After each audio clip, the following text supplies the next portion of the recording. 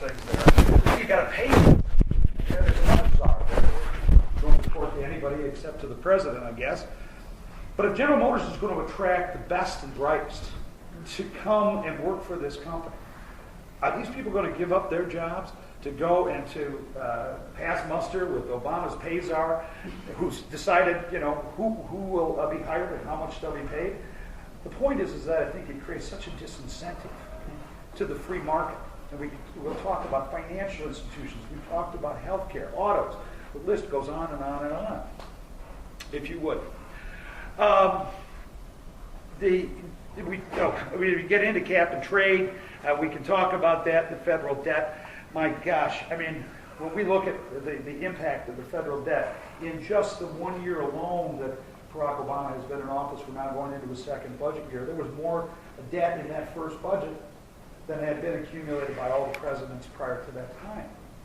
I mean, we are borrowing money we don't have to spend on programs we don't need. And that money, by the way, is coming essentially from the Chinese and other investors in our bonds. And it puts us in a very precarious position going forward. Without getting too technical, some of you have also followed what's going on in Europe with Greece. Greece is a government that's about to collapse. And in fact, they're being propped up by other places. But their debt is somewhere about 25, if I'm not mistaken, 30% of their gross domestic product is debt. And they can't sustain it. Well, we're fast approaching that. And as we go forward and we look in the out years, 2030, 2050, our debt to our gross domestic product is not 100 times, it's 200 times. This is just unsustainable. If we're going to have the kind of future that our children and our grandchildren deserve, we have to step up to the plate right now and address some of these very serious issues, right? I put the plan together to try to create jobs, talking about cutting the payroll taxes by 50%. Just one side note on payroll taxes, which are really pays for Social Security, Medicare, and those kind of things. If we do not change the way this government and these benefits are funded, by the year 2050, if we don't change, 40 cents, it'll cost us 40 cents on every dollar to pay for those programs. Okay, now then add what you pay for federal income tax on top of that. I don't know what your tax bracket is, but let's say it's 35. And my guess at 35 will become 40. 80 cents of every dollar will have to be taken simply to pay for today's federal programs. If they stop creating another new program, we'd still be paying 80 cents on the dollar. That doesn't include your property taxes or your state taxes. So folks, this just doesn't work much longer. My view is, let's get them right where it hurts. Let's cut that payroll tax in half. Let's put some capital back into the hands of entrepreneurs so that they can create jobs. This is where these jobs are going to come from. Deduct the business expenses for new equipment. Give entrepreneurs and small business the tools they need, and they'll create the jobs, right? Taxes for working families. Here's any family for that matter, working or not. I'm just saying, look, at taxes are too high. We need to say for every dollar you earn under $100,000, these numbers can be negotiated. That will be assessed at 10% of your income, and if we're going over that, it'll be at 15%. I mean, flatter and fair. Why should we have a tax code that's something like it's got 10 times the size of the Bible in terms of the number of words that are in it? We can do a much better job, and we need that immediate tax relief. Go ahead, if you would. We talked about capital gains, reducing the corporate tax rate. Why shouldn't America be the most attractive place in the world to do business? Why should we be conceding to Singapore or Ireland or anywhere else? We need to create incentives for people to keep their jobs here.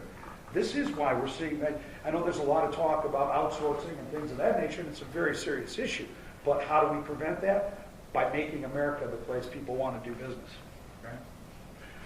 Abolishing the death tax and ending the TARP, that's another key issue. We'll just kind of just scoot through some of these, and we'll come back if anybody has some issues. Assistance for unemployed, and I know that's been an interesting debate, as the unemployment insurance has gone on for, in some cases now, 2 years or more. But my point is, why should we be giving in one hand and taking away with the other? We're taxing. Yes? I got a question. Sure. I'm getting taxed on my 401k right now, and I've got looking into this right now. Mm-hmm. but why should I get taxed on, why should I get taxed on unemployment? Because Well, that's my point. I know, it doesn't make sense because, Right. because you're using that money, which is very little to live on, Right. and you get, and some people take it out, and I didn't, but you get taxed and well, you can't pay for it, yet the Right. government wants your money. Yeah, Right, it's a taxable event. Yeah, and. I'm saying, you know, if you want to give assistance to the unemployed, okay, why don't we? It doesn't make sense. Right, exactly. It makes absolutely no sense. Yes, ma'am. You do not pay taxes on unemployment under 6,000.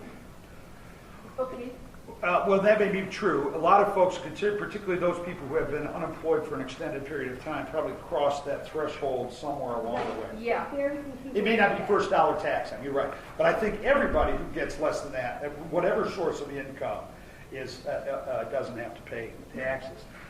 We could also spend some time about stabilizing home values, which is another very important issue where I believe that the government has had a large role in creating the housing bubble that we're experiencing today. But these are issues we need to talk about. If you would, Brian, we can go there. Now I wanted to just talk about spending very quickly, and again, we'll zip through these. We talked about the $1.4 trillion debt. It's the highest since the Second World War. Our debt projection, actually, I think that's now up to almost $20 trillion by the end of the decade, and we can all figure out what that means for every American in terms of what we're passing on to future generations. There won't be anything left. I mean, if all this is going to service our debt, where's the money left to be able to create jobs and opportunities? Some of you have been around long enough to remember the 1970s when we had both inflation and unemployment. Now, I will tell you, and everybody knows this, there's only three ways to deal with a federal debt. That's to either raise taxes, cut spending, or print money. And raising taxes, we all know what that'll do. Cutting spending seems like the obvious choice if we have the political will to do it. But printing money may be the worst of the whole bunch, because those of you who, or those of us, anyone who's on a fixed income, sees the purchasing power of that dollar diminish, and pretty soon there's very little left, right? We're talking about limiting the growth of GDP. We're talking about balancing the budget by 2019, extending those tax cuts so we can create growth. If you remember in the 1980s, there was a lot of hue and cry about the tax cuts that President Reagan achieved with the help of Tip O'Neill and the Democrats in Congress. It wasn't easy, but they got it packaged through. Those tax cuts created more revenue for the government. Why? Because people were working. They built a bigger pie. Because essentially that's what this is all about. It's creating economic growth. My opponent could stand up and say, I'm for jobs.